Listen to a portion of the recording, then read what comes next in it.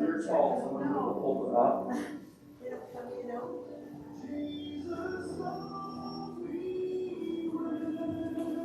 So here's the I'll get it up for you. But when others are short, this is what it is. And the other thing, all of you that are not running like that, you probably don't have to change it unless somebody's singing or talking really loud. You can kind of scale back and turn back up. This you won't touch. That's the one that will on off because they're wrong. So it's not that. So then after the family prayer, then you'll come in here and you'll kind of lead us here a little bit. As soon as you see the casket, have your eyes rise. We'll come in and we'll see everything. And then most of the time, what most people do is you kind of go through this. We're here today in Mother Mary and Carol Payne Park, Swainston, born.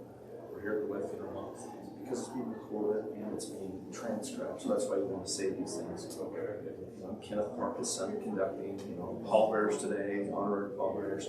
Prior to this, the family prayer was offered by Bryce May. And then what I normally do when I conduct, I announce right down to me. So and you can do however you want, but I would announce down to this song, and then after the song, you would get up. And when it's remarks, you don't have to get up. It's just thank you for everybody, whatever you want to say. And then I think Catherine was going to explain to you how this last song went a little bit. She touched base with you about that. You might want to talk to Carrie a little bit. I think he's doing the first verse, and the congregation's supposed to join in or something. So you would announce all that and the benediction. And even here, the grave will be dedicated by Craig Parker's son and Mary Shell Cemetery at 2 o'clock. Then after the benediction, you would just stand back up and have the audience rise. Okay, take the casket out. You got one of these? You want me to? You got glasses, your eyes are good. You want me to blow one up for you a little bigger? No, it's okay. You sure? Okay. Yeah, you better talk to your brother about that last song. I will. See you then we're good. Okay. We'll wing it. Yeah, you'll be fine. I probably have the family prayer right now. So. You guys are going to come in for the family prayer. We're going to have that. Those who want to come in. Right.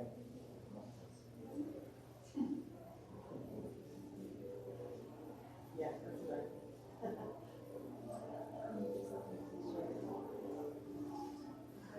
Well, I think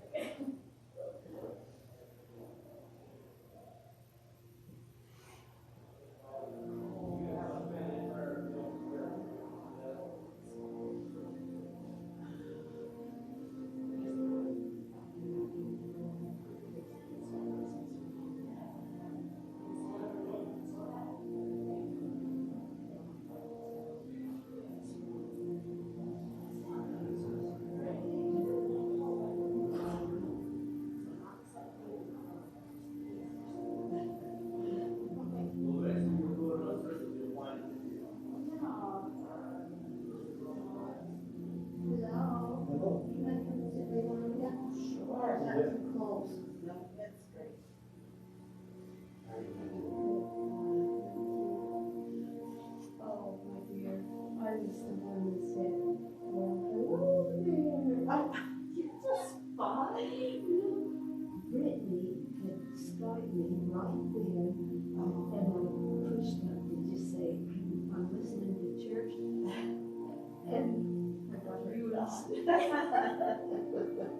You should use that with people. Well, I like that, but everybody's the same. You know what I mean? It's just fine. Oh, that's all we went to. Was it Relief Society Sunday? I put my whole time. So, you know. To bring in the direction. So I don't know if I was up in Washington that year. She had these tablets, and she was still having just the music and reading the word.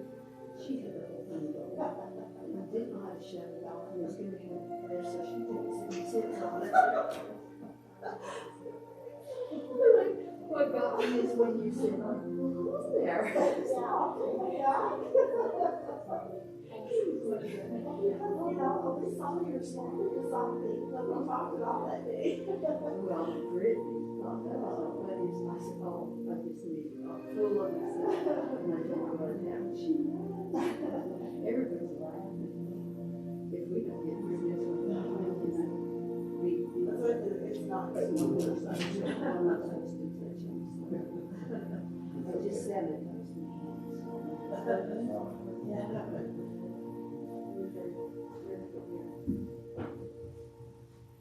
My area for getting it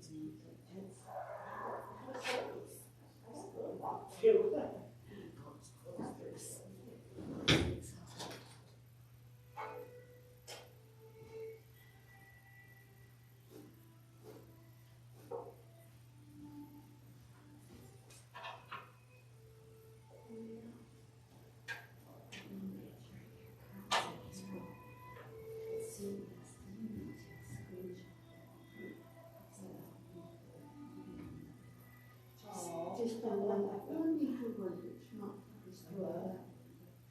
You know, she said, here, Yeah.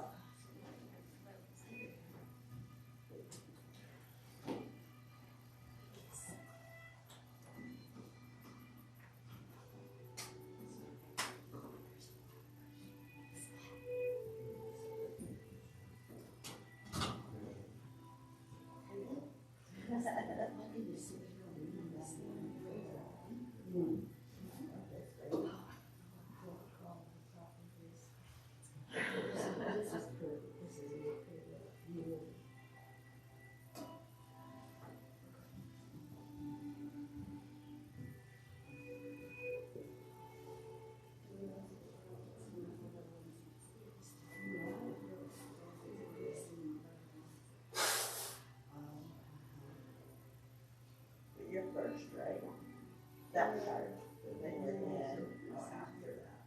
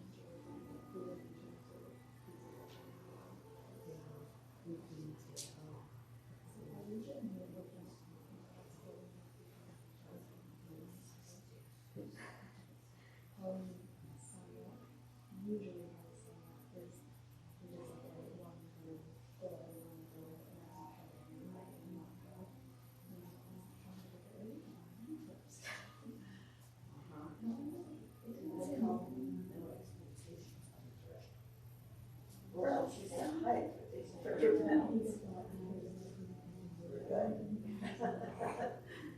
Would the congregation please stand?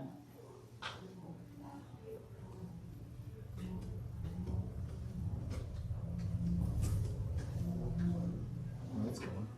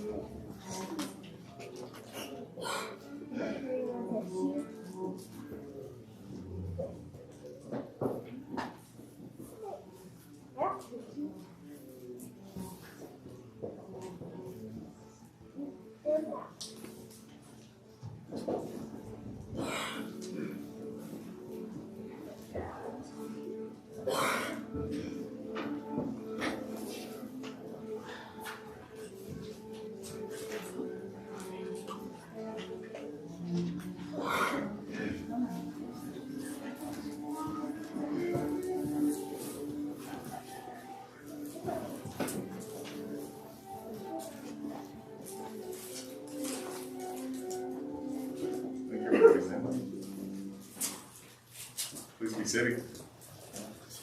You might have to be speak over the microphone for life. Okay. Alrighty, we are gathered here today in the celebration of life of Carol Payne Park Swainston, born November 11th, 1932, Carson, Alberta, Canada. Passed away December 25th, 2020, Logan, Utah. We're here at Webb Funeral Home, January the 2nd, 2021. Conducting is me, Kenneth Park, son. The pallbearers are Travis Kepner, Brian Park, Ron Schultz, Austin Park, Taylor Swainston, Michael Swainston, Ben Swainston, Jonathan Swainston, Brady Swainston, and Corey Swainston. Honorary pallbearers: Bryce Payne, Colin Payne, Dennis Payne, Kendall Payne, Walter Myers, Tim Swainston, Ellen Swainston, Kay Swainston, Van Swainston, Brent Swainston, and Dee Swainston. The family prayer was offered earlier by Bryce Payne, the brother, one of the brothers. Prelude and postlude music will be with Katie Swainston, granddaughter. Musical number by Marissa Cunningham, granddaughter. My shepherd will supply my need. Katie Swainston will be accompanist. Invocation will be by Cameron Park, the son. Life sketch will be by Catherine Schultz, daughter. Musical number will be sung by Carrie Max Park, son. Sometimes we'll understand. Katie Swainston will accompany us.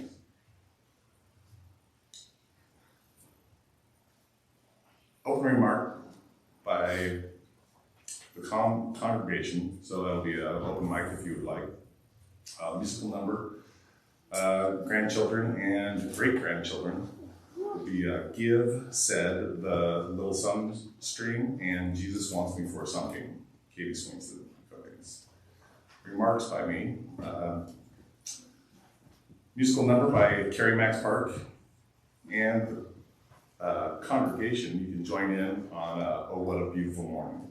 The benediction will be Christina Kepner, daughter, and at the dedication of the gravesite in Ryrie will be Craig Park at the Ryrie Shelton Cemetery.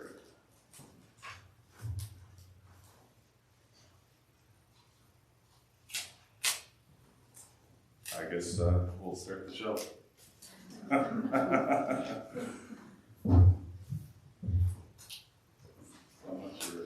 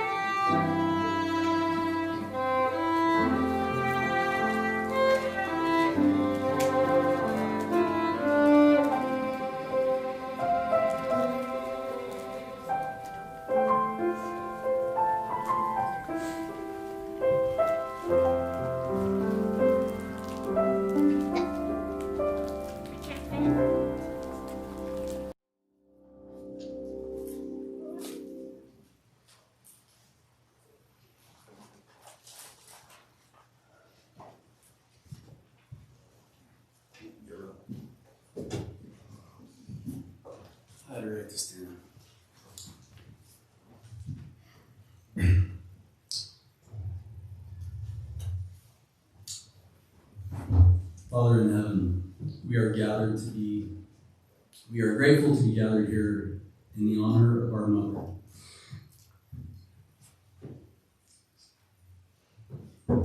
Sister, grandmother, and great-grandmother.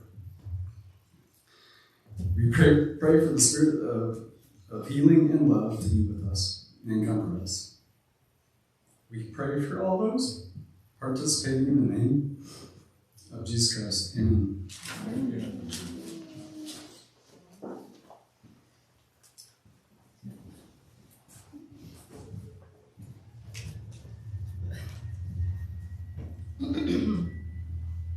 Hello, everybody. I'm Catherine. Beautiful music. It's exactly what she would have wanted. Beautiful green casket. Exactly what she wanted. She picked it all out way ahead of time. Thanks, Cameron. Mom was the oldest of 7 children. Born and raised in a lovely country, Canada. The rolling hills. They roam in the beautiful mountains. As a young girl, Mom would rather be outside than clean inside. She loved all the animals, and they raised on the farm, and her favorite were the horses. She loved riding them and combing them and caring for them. And in her youth, she loved the mountains and hiking around the trails, finding the most beautiful wildflowers and birds that she had collected in books that she always had around, trying to memorize them. A couple of summers, Mom worked at the Prince of Wales Hotel in Waterton.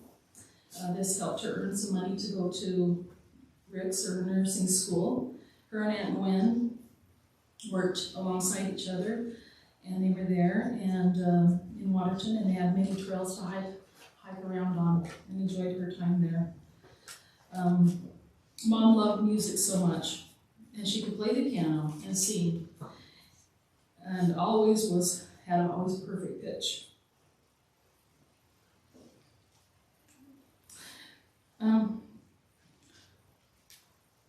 She taught me to love the music, and she taught all of us. She taught us harmony, and wanted us always to perform or sing, which I think we really hated. I don't mind it so much now that I'm older, but when we were younger, I didn't love it. Carol and Arlen, my mom and dad, was a love story. Mom first saw a picture of Dad on the dresser of Luann's dresser, on my Aunt Luann's dresser at that time. And she saw while they were at nursing school. And Mom asked her if that was her boyfriend. And Luann said, "No, that is my brother, and he's coming home from a mission pretty soon. Would you like a date?" And Mom said, "Of course." And so they had love at first sight and enjoyed their dates and hit it right off immediately.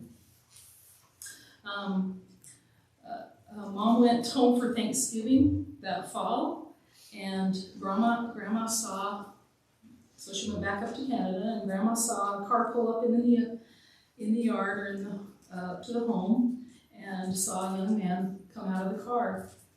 And Grandma said, "Gee, Carol, that man sure loves you." And it was my dad. He followed her home.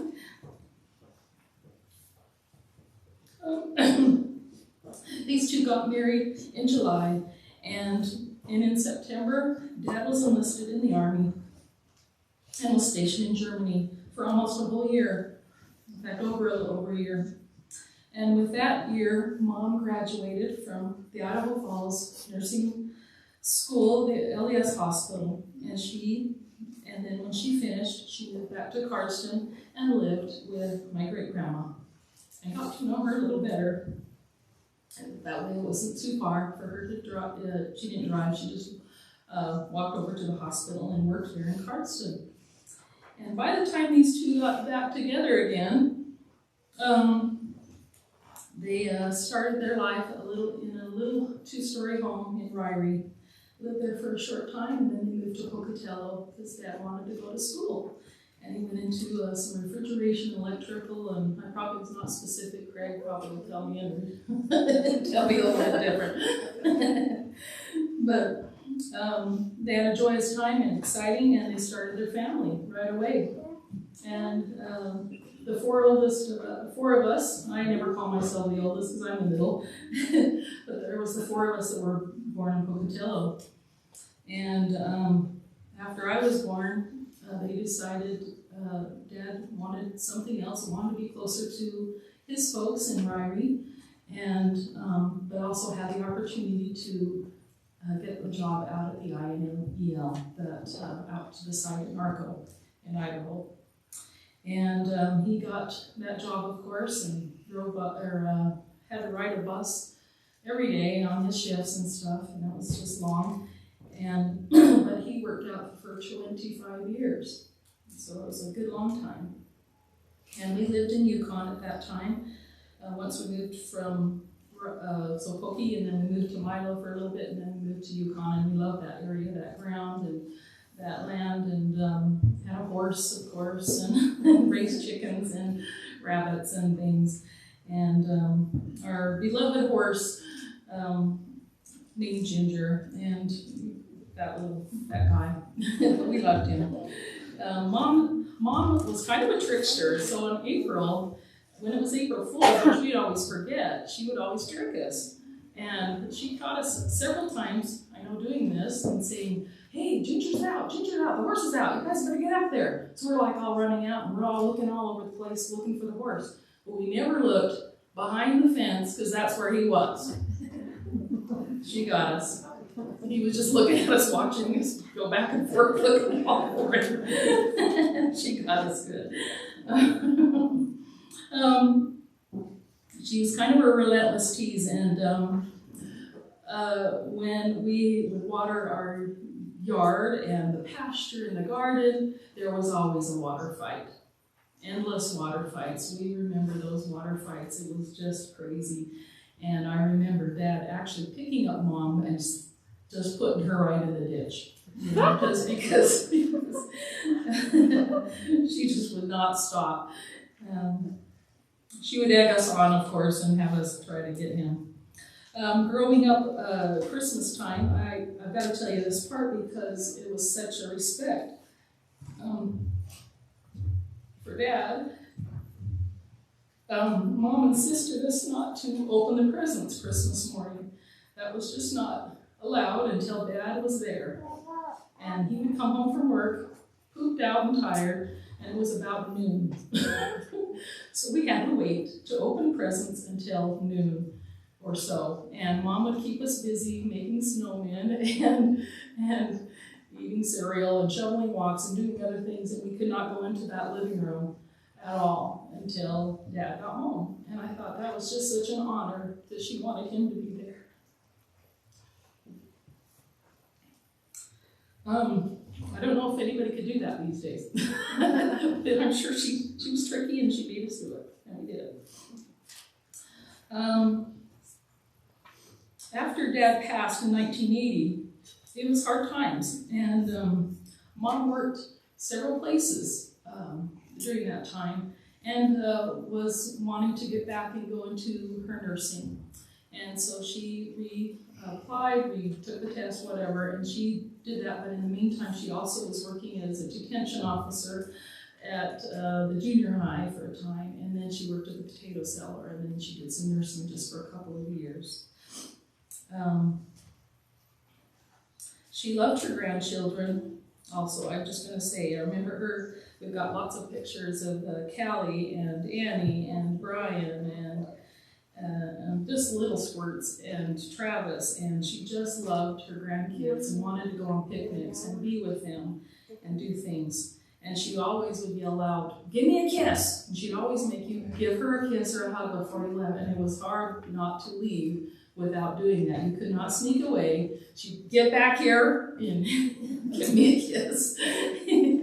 All you guys are shaking your heads. We all know. Yeah.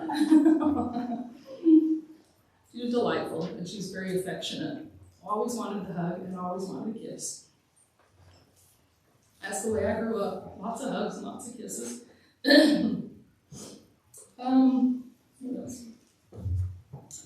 Let's see. And then after a time, 1993, she met Heber Swainston. And Heber was a wonderful grandpa to us. He was our grandpa. And my family especially got to know him better. Welcoming us home and opening up and letting us be there. He was so kind and hospitable and let us see all the animals, and he wanted all the grandkids to always come up and see them and pet the little calves and all that kind of stuff. And she was very proud to be with Heber and show the land, and was excited to share. She loved gathering and in a word, Mama's gathering. She loves to gather people. She loved it and had plenty of little parties or whatever, and she wanted to come to my house. I always wanted it. I loved having the gatherings. While we were gathering, she always would seem to trick us into having some kind of a singing and dance or whatever. And probably some of you girls know that she would want you to sing or play the piano or whatever, because she liked that kind of talent entertainment. She probably grew up with that, and that's probably why she liked that. So if you were in dancing, she wanted to see it. If she wanted some more piano, she wanted to see it, So she always wanted you to share and show it off, and she was happy to do that. While she was with Heber, they went on a couple of missions, which was wonderful, and to Mississippi and Louisiana, and they just enjoyed their time being together and sending out Book of Mormons and videos and meeting new people. As you can see, Mom loved the color green, of course. She kind of indoctrinated that into us, brainwashed us or something, thinking that that's the best color. That's why we all are wearing a piece of Grandma today, with the ties and things. And she picked this out. It wasn't me. She picked this out. Good for you. I don't know. Pretty bold, but awesome. Let's see, growing up with this happy mother of mine, always crocheting and knitting, keeping busy with her hands. She loved books. Boy, did she love books. I've got boxes and boxes of books, and she loved reading and reading to the children. And as a child, I always remembered her. If she didn't know the answer, she always would make us look it up on the encyclopedias. Am I right? Yeah. Yeah. It was the encyclopedia. Oh, gosh. It's okay. I'm so used to doing that. But now there's faster ways, isn't there? She had so much love to give. My sister Diana said that when her own mother passed away, Mom went up to her and said, "Can I be your mom?" She had a lot of love to share. My cousin Mary also said, my Aunt Carol taught me that everyone was family, even the in-laws. There was no such thing as in-laws.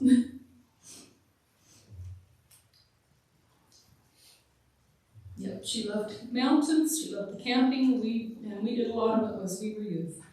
And she was always cheerful.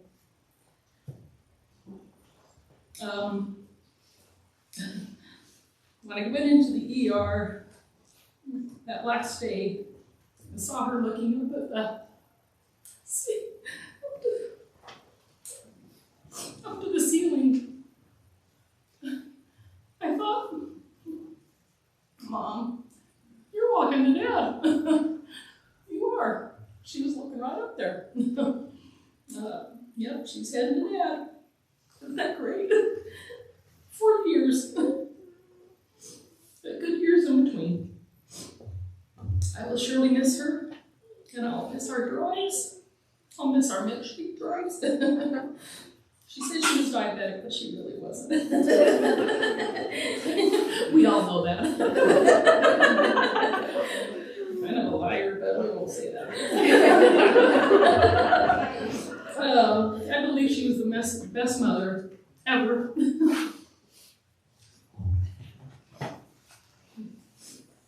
I love you. I love to say these things in the name of my son, Jesus Christ. Amen.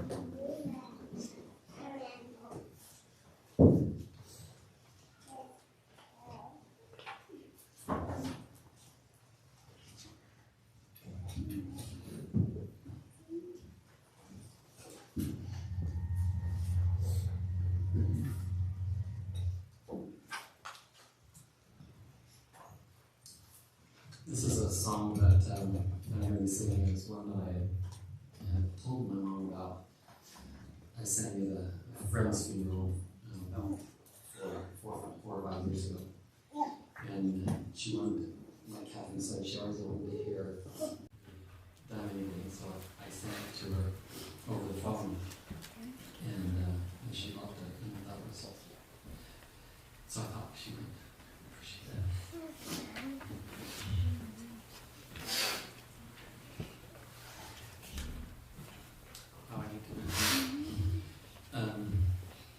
Like Catherine said, that we always sang. Anytime we were in the car, we would sing. Anytime we were anywhere, we would always sing. It was always, we're always singing along, and we were always singing hearts. And I forgot what I was going to say.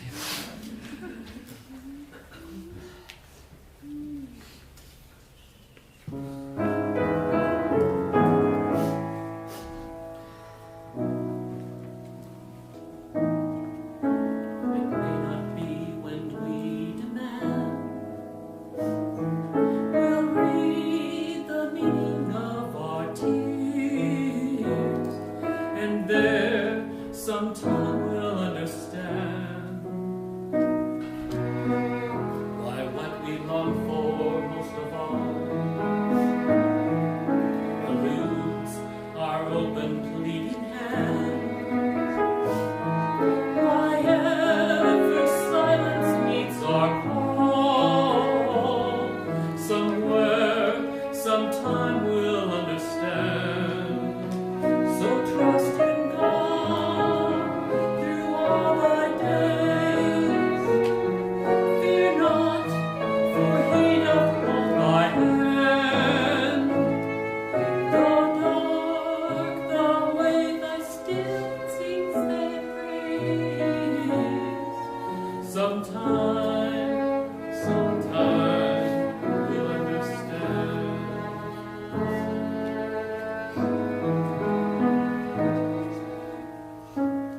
Sometime we'll fall on bended knee and feel they're graven in his hand. Sometime with tearless eyes we'll see what here we could not understand. So trust in God through all thy days. Fear not, for he doth hold thy hand. Though dark the way, still sing and praise. Sometime we'll understand. Though dark thy way, still sing and praise. Sometime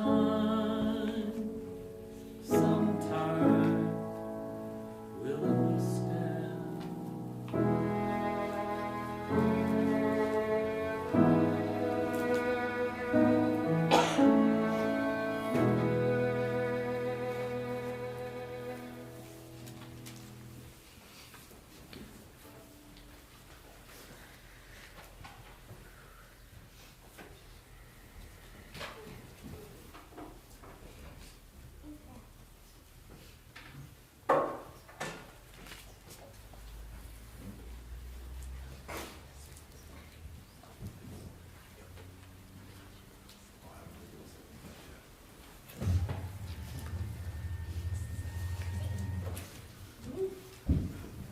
So basically this is your open mic, and before you address the audience, say your name and then give your memories or anyhow. You know, that our parents taught us, but I remember we used to have to go out into the garden and pick rock at 5 cents a bucket. And me and Catherine were the main slaves. Excuse me, Terry.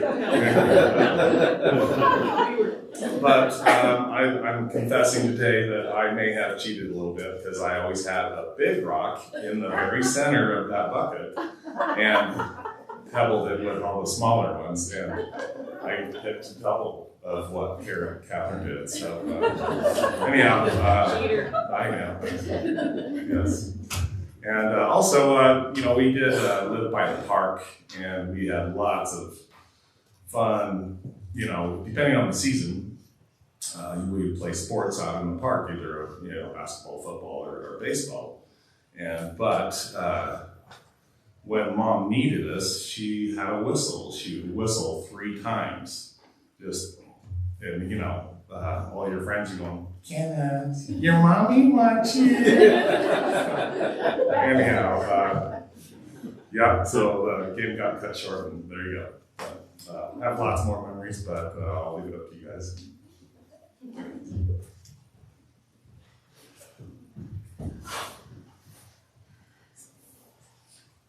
Sorry, just being flooded with so many good memories. She was such a special grandma. So, sorry, I'm Annie, Whitney Clark, Carrie's daughter, and so Carol's granddaughter.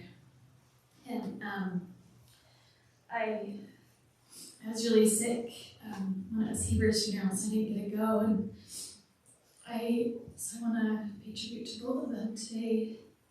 That they were just amazing grandparents that would welcome us and give us their time and attention. Grandma loved to read to us and sing with us, and Grandpa would take us on his routes around the farm and taught us how to drive, and I'm sure it was scary.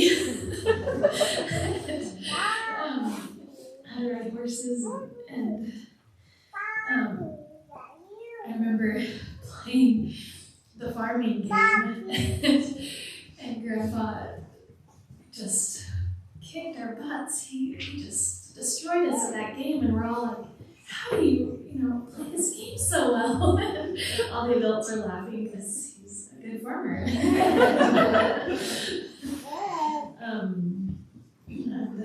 Grandma, loved to spend time with us, but also loved to make us work. I remember being really offended that she kept having me clean up dinner or wash the dishes and not Brian. And so pretty soon I found myself outside meeting with Brian, figuring, okay, I want to go back in the kitchen. It was hot, really hot, and weeding through all those pebbles. But yeah, she taught us how to work and how to play and enjoy music, and I'm very grateful for her.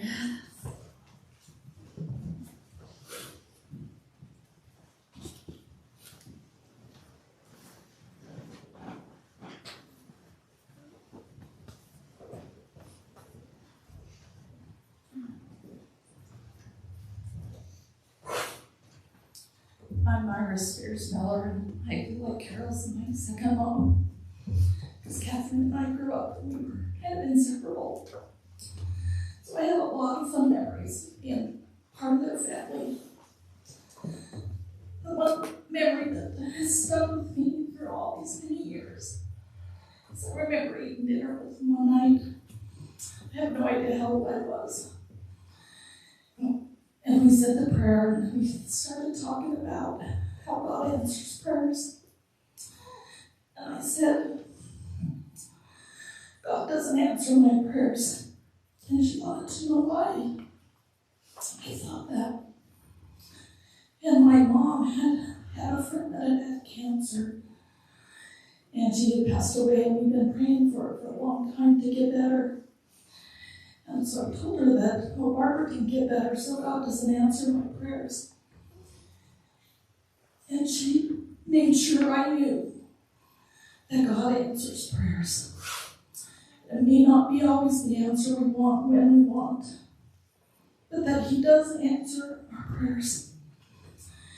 And I want her to know that it's stuck with me throughout all my life, that when I'm struggling, and I don't understand why things are the way they are, but that God hears us and answers our prayers. And I appreciate her teaching me that little lesson. And I'm glad that she's back with Arlen. And that's all I wanted to share.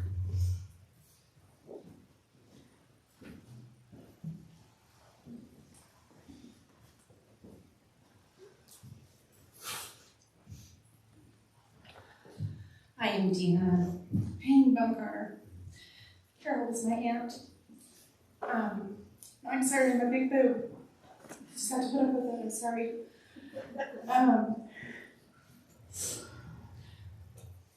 Thanks. Because I'm not a giant either.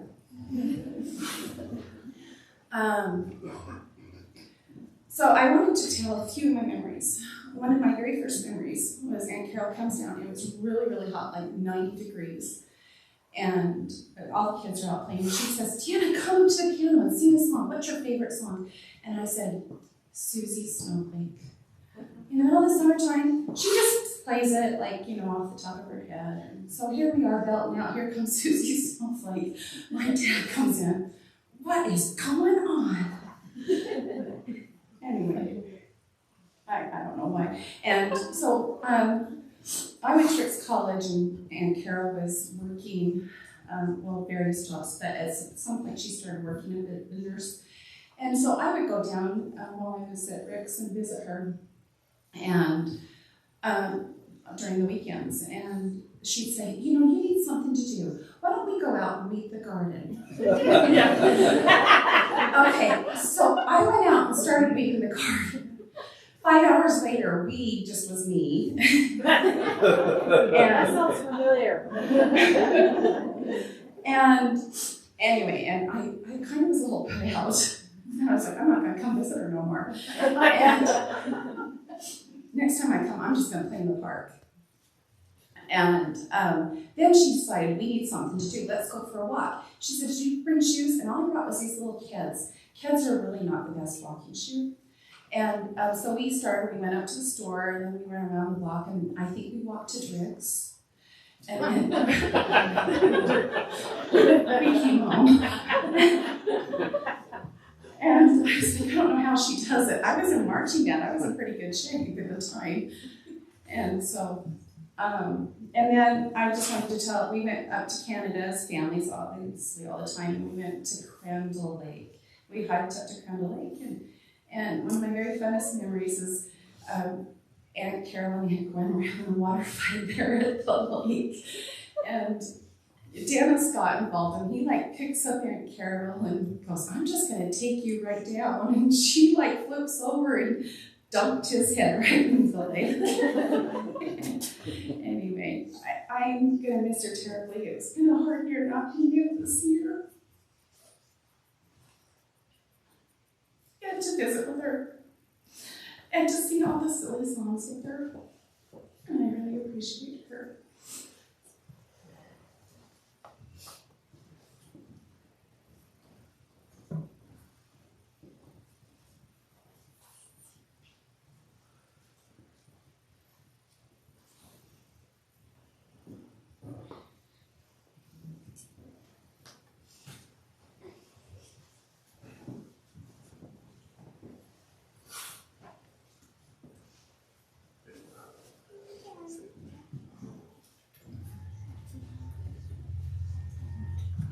Chris Schultz. Catherine is my other half. And I might want a son-in-law standpoint.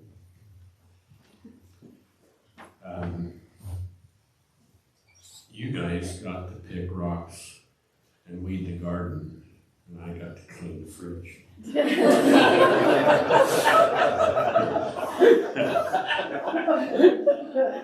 Every time. And I think that was something she just would plan on. And the freezer. And so that's one of my memories of Carol. One of the other ones too was just the way she took my children under wing with books and stories and conversation. Just always loved them up. We didn't mind that she made them work. That was okay. If they did, I'll have to tell you whether they did or not. But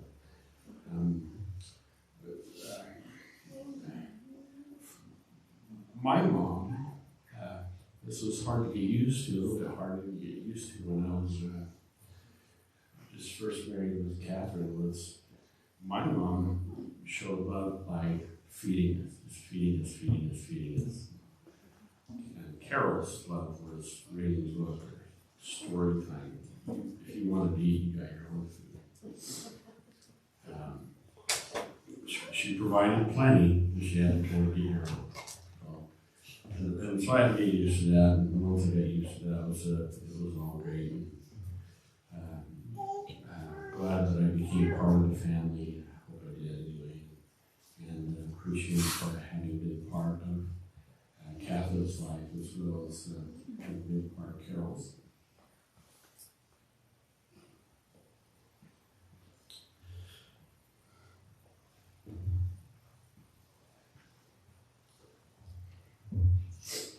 Look forward to the time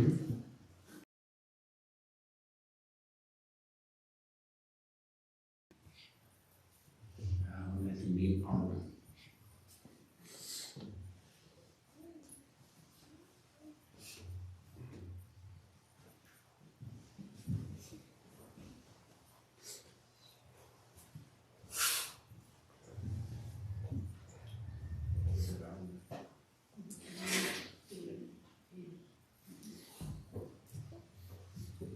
I'm D. Swainston, Hebrews' youngest son. Yes.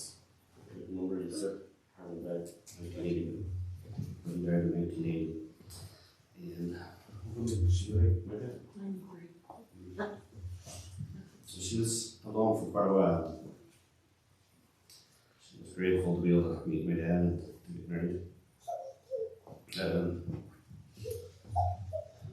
They did have a great time.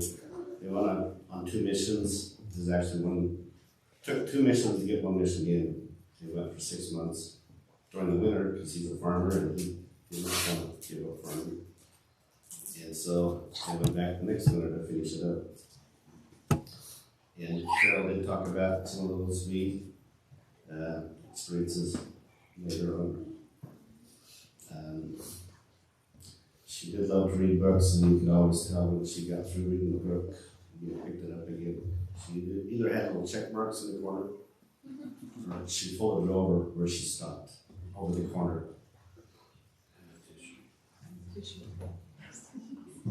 And they mentioned that she had tissues in it too.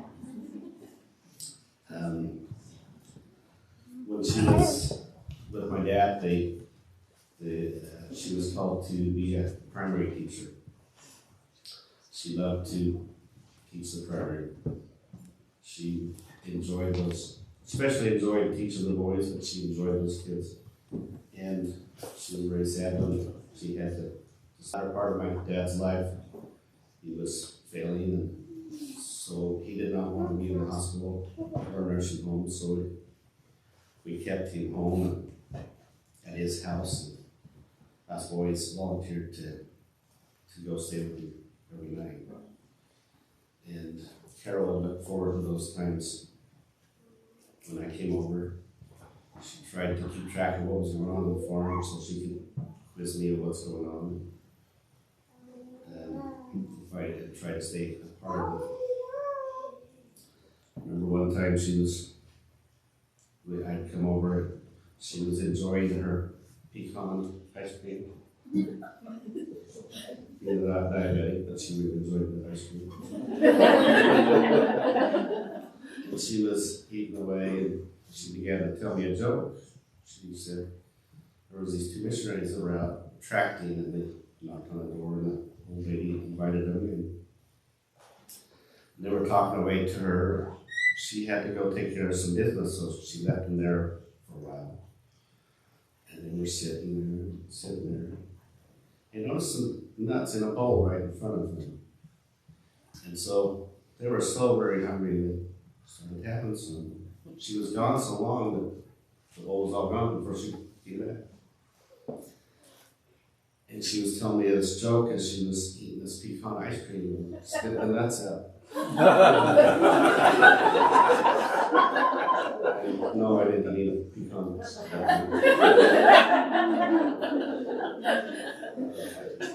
But I do know that Carol had a testimony of the gospel.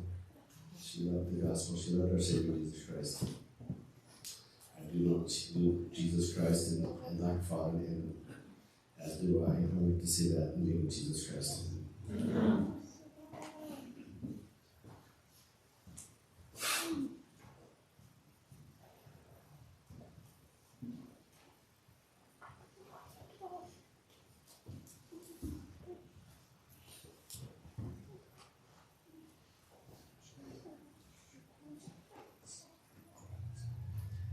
I'm Corliss, I'm her sister, because she didn't have sister-in-laws. And from the time that I met her, I have always loved her. And she had a big family, I had a big family. I had 6, she had 6. That's only 12. And my children were her children, and her children were my children. And when they went someplace, they left their children with us, and we left our children with them. And I'm sure that some of you can remember the old yellow station wagon. And we packed all of them in it, and we went someplace, and all her children and my children were climbing out. And someone there said, are all these children yours? And it was probably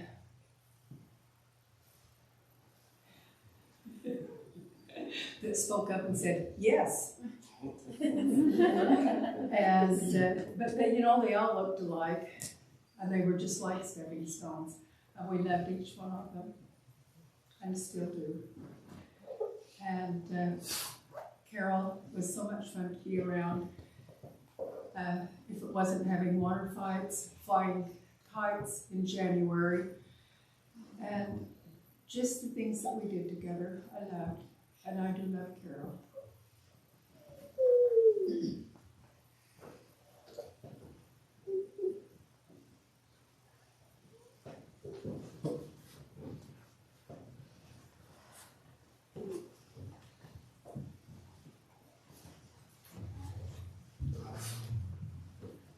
I'm Craig, the oldest. Craig Park, and probably the sappiest. I got lots and lots of memories. And I feel very lucky. I remember clear back in grade school, kindergarten. I lived in Pocatello, and Dad had the car and went to the bus stop and left the car up there. So Mom would walk me to school, and didn't matter what, if it was winter and we're trudging through the snow and that. But come summertime, she thought I could do it by myself, and I'd join Barry, next door neighbor. We'd go to kindergarten, same, first grade. And one was the end of the year of kindergarten. They served these little tiny Dixie cups with orange and vanilla ice cream in them. And they gave me 2. So I ate one of them.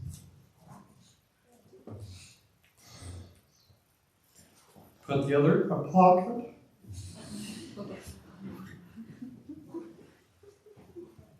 Brought it home to my mom. I'm so proud. I reached the pocket, pulled it out, and it was just dripping down my arm, leg. I started to cry again. And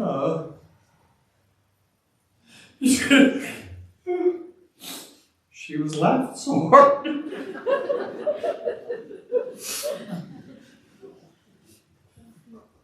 She was laughing so hard. She got me laughing. Couldn't stop. Then Dad came home and he's going, "What's so damn funny?" And we told him. He started laughing too. I don't know, I got lots and lots of memories. One thing I remember is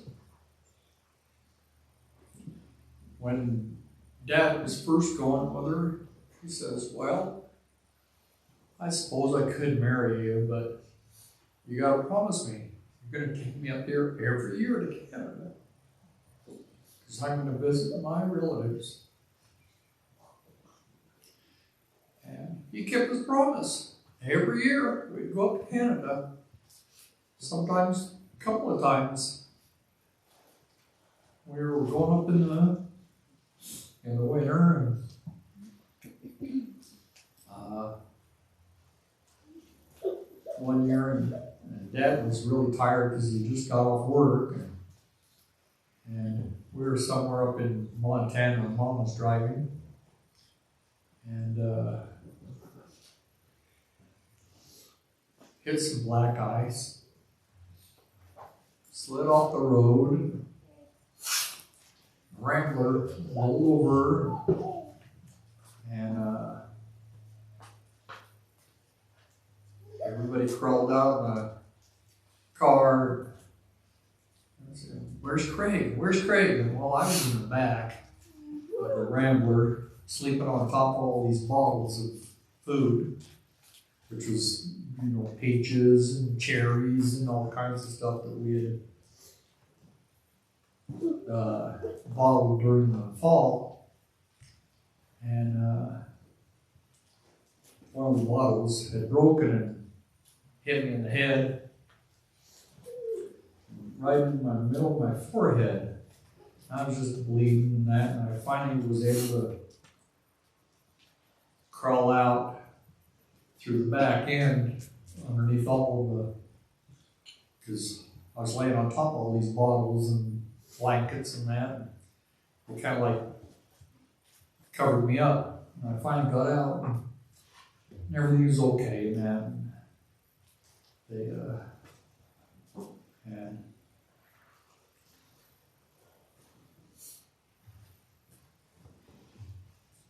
Mom and Dad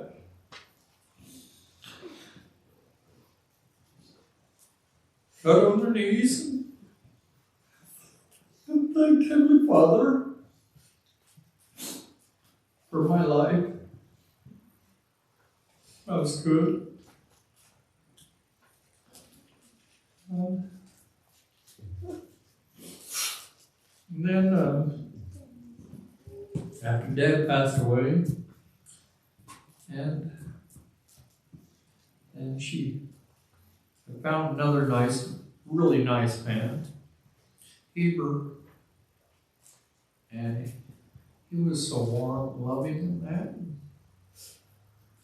I called him Dad because he had a bigger heart. He was like my dad. And he also promised Mom that he'd take us to Canada. He'd take her to Canada every year. He did. And we were around, he took us too. Took all the family, And it was just super great. I mean, we'd have all these big, like a reunion out there in Canada. I don't know, I got so many great memories of that. I'm gonna miss my mom, but she's fine with Dad. I bet there's one heck of a party up there. She's with her parents and Dad, Heber, and all of these people that she'd love. I help you say these things in the name of His Son, Jesus Christ.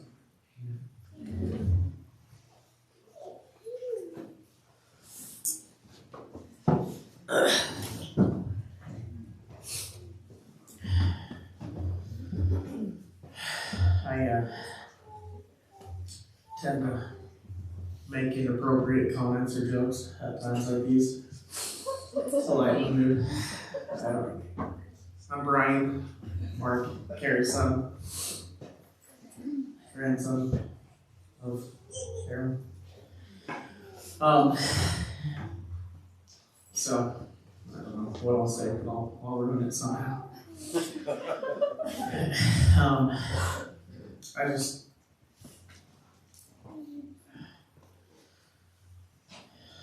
like what's been said before, she was so loving and also liked to teach us how to work. And I thought, I'd get so mad too. Like, this is supposed to be our vacation. We're going out to see Grandma. I'm out weeding. And it was funny because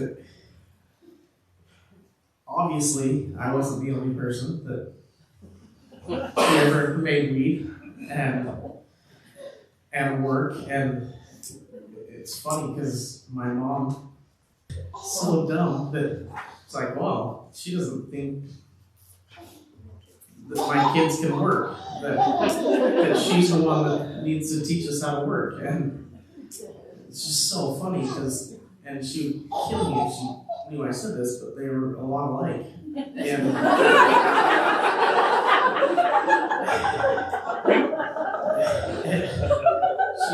she would be so mad. But there's a lot of similar things, like just treating everyone like family and taking them in. And she really did that. And stupid singing and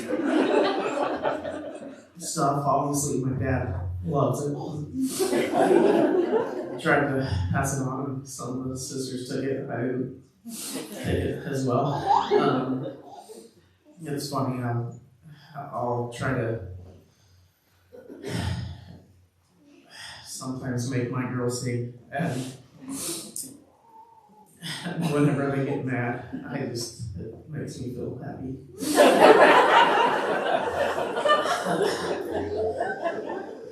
So it doesn't last very long.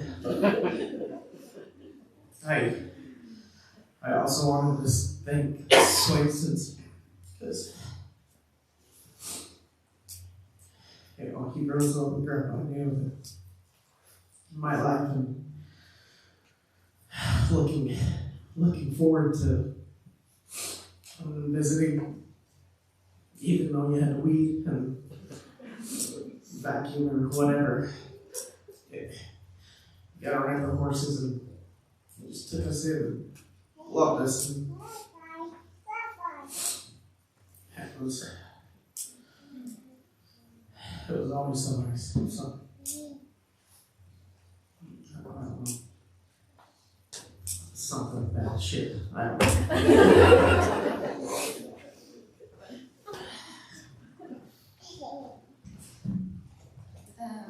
I'm Elise Cote, and I'm a granddaughter. So I was telling my girls, this is my favorite part, is hearing the memories, because you find out things that you might not have known, different perspectives and stuff. I really thought Grandma was diabetic. So I'm finding out that that's not true, which, like, as an adult, everything kind of shifts and is like, whoa, no wonder she had a big bowl of sugar in her cupboard that you could put on the nasty shredded wheat to make it better. And I think she did that, and I was just like, I don't think you can do that, Grandma. Like, when I was taking care of her after her knee surgeries, she wasn't diabetic, so that just kind of makes more sense. Because I was always concerned, like, you can't have that sugar on that cereal, like, you can't. She was probably sneaking it while I was out playing. I remember she's just so fancy, like, the things she wore and the suit jackets and stuff, and always green. I don't see that in the stores. Like, you don't find, like, where does she find all that green clothing? Like, that's incredible. That's like good shopping. But that was so her and so fancy. And the other thing is she had the best dress up clothes.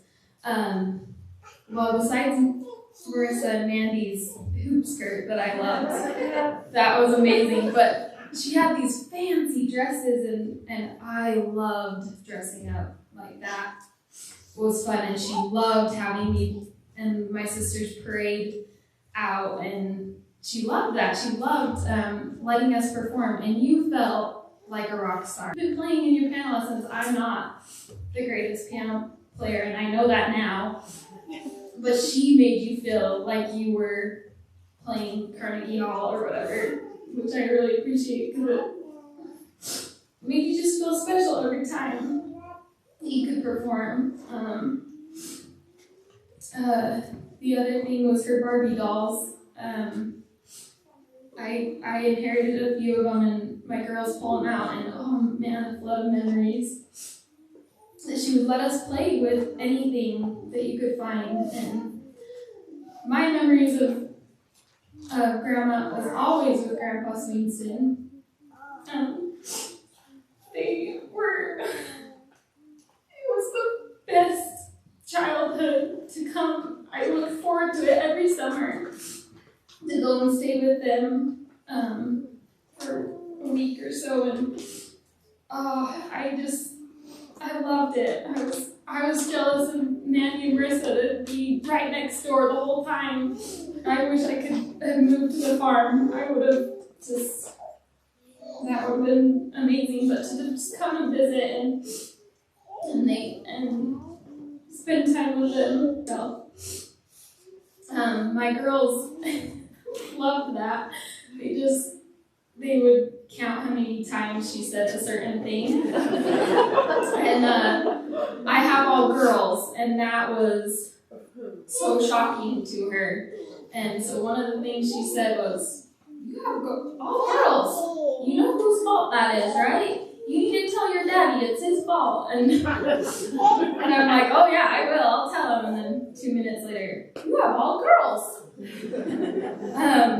The other funny thing, she was so funny, and I don't know if she was joking this time, because it was when she was kind of repeating stuff, but we come into her little room, and she's like, to my girls, she's like, do you know who I am to your mom? And they're like, yeah, they're about to say, yeah, you're her grandma, but she's like, I'm her cousin. And I'm like, no, grandma, you're not my cousin, you're my grandma. Oh, right, I'm her grandma. And so that would be her sense of humor, though. And I think it's interesting that husband and such good kids, you put that order in. So she's bearing testimony of God, and she was, oh, you're so beautiful. And when I get that way, because I'm sure we'll all get older and stuff, of course, I want the things that I repeat to be kind and loving. And I love that she kept that about herself. And I say these things in the name of Jesus Christ. Amen.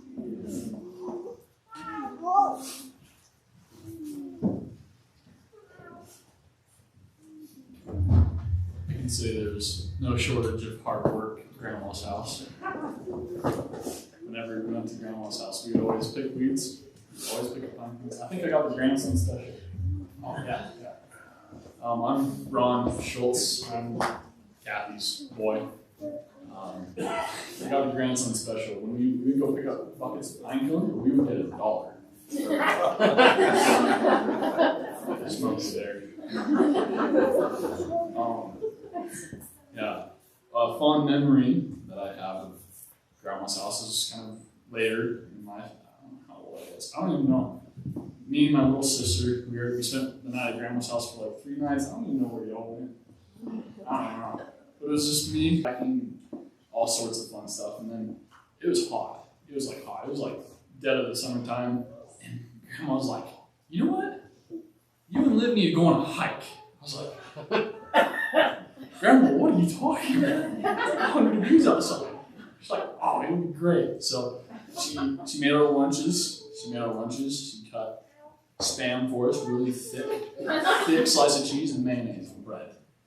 And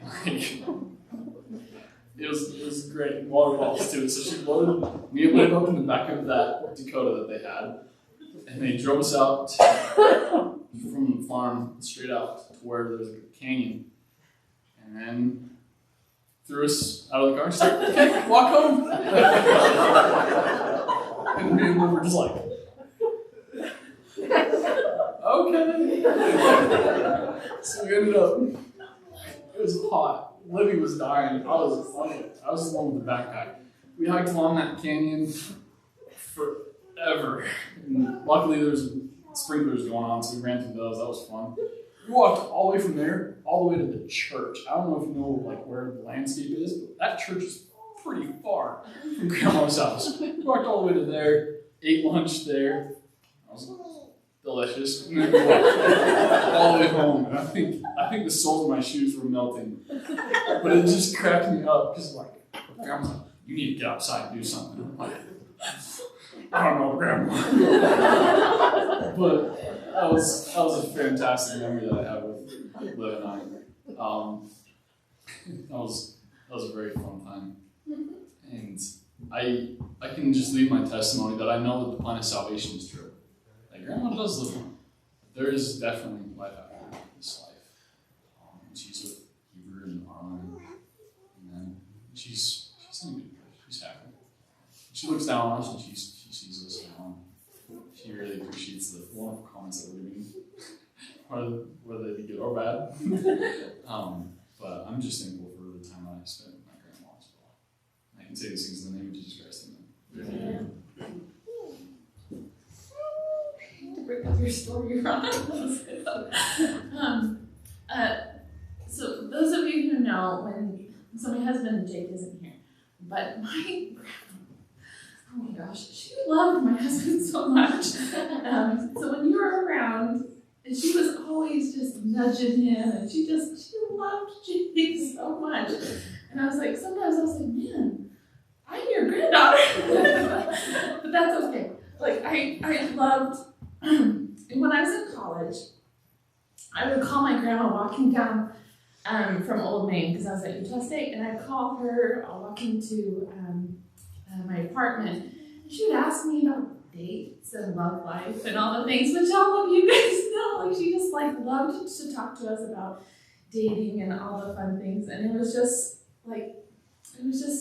so sweet. And she still teased me last time I saw her about all the dates I went on and all my love life, and I was like, Mom, Grandma, I'm married now. I'm married, we're good.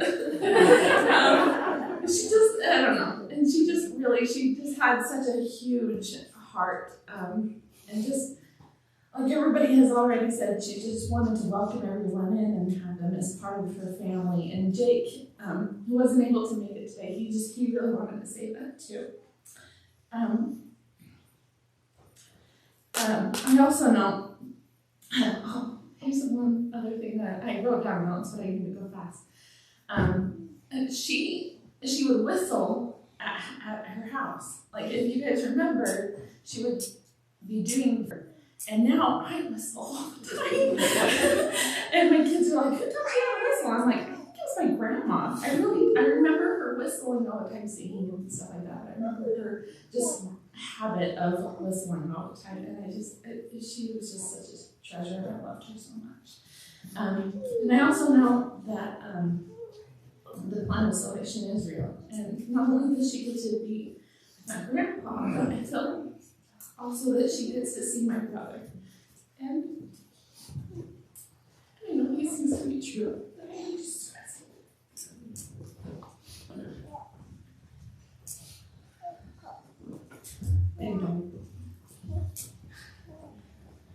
I'm Diana Park, Craig's mom, and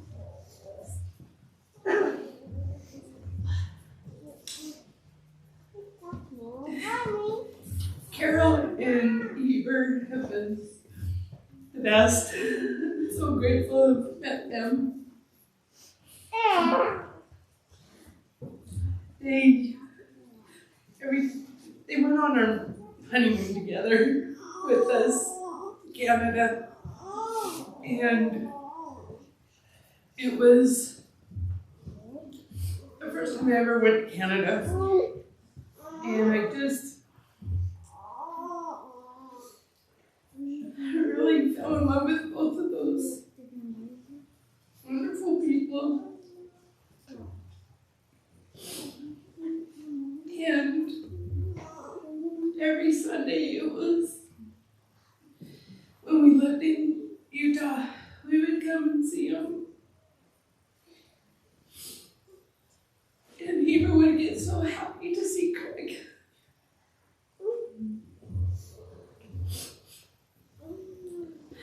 I just love both of them, and I just wanted to tell Mom and Dad that I love them both. And I know that she's happy now, and I'm so great and grateful that she can be with my parents up there as well. And she was an awesome mom. And isn't it just crazy?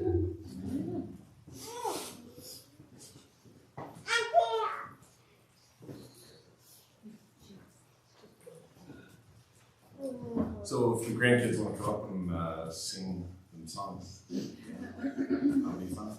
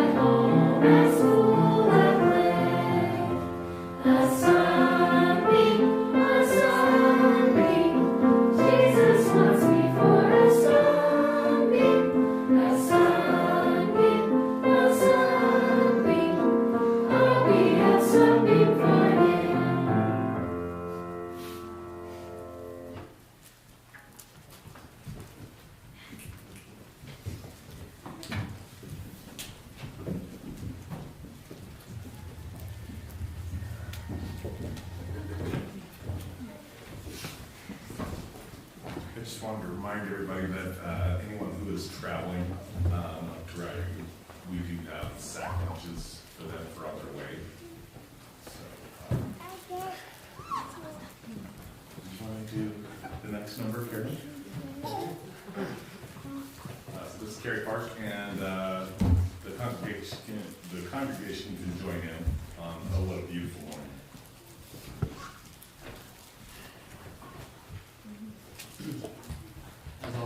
All of you know this was her favorite song, and she loved to sing this.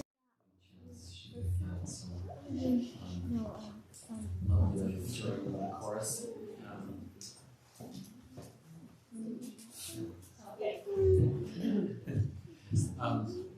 I was just going to mention.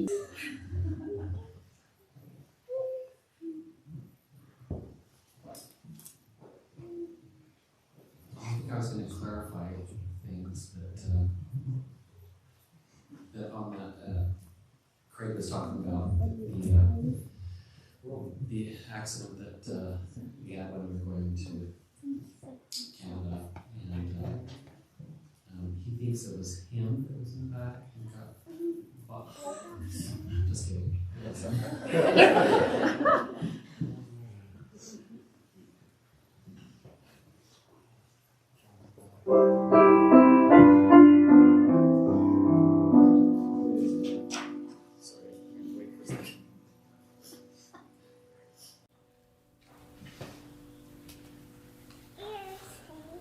can't believe you don't know it by heart, Carrie.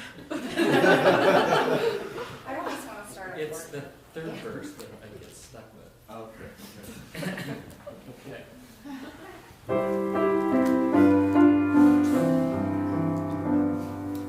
There's a bright golden haze on the meadow. There's a bright golden haze on the meadow. The corn is as high as an elephant's eye, and it looks like it's climbing clear up to the sky. Oh, what a beautiful morning. Oh, what a beautiful day. I got a wonderful feeling. Everything's going my way. All the cattle are standing like statues. All the cattle are standing like statues. They don't turn their heads as they see me walk by. But a little brown maverick is winking her eye. Oh, what a beautiful morning. Oh, what a beautiful day. I got a wonderful feeling. Everything's going my way. All the sounds of the earth are like music. All the sounds of the earth are like music. The breeze is so busy and don't miss a tree. And an old weeping willow is laughing at me. Oh, what a beautiful morning. Oh, what a beautiful day. I got a wonderful feeling. Everything's going my way. Oh, what a beautiful day. Great.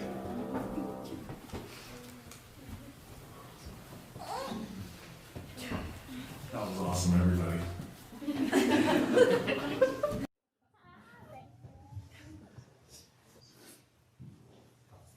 Sorry, I'm all snotty.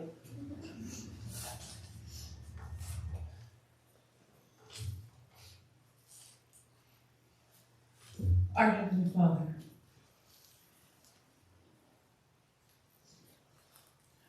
thank you for sending us a kind and gentle spirit, our mother. Please help us to remember how kind and gentle she was and how much she loved each and every one of us. Please help us when traveling the roads today, that we'll be safe to wherever we're going, each and every destination. I say these things in the name of Jesus Christ. Amen.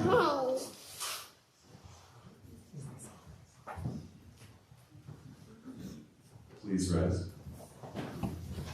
I'll invite those servants, pallbearers, if you'll step just out here, please. Pallbearers, sit right outside this.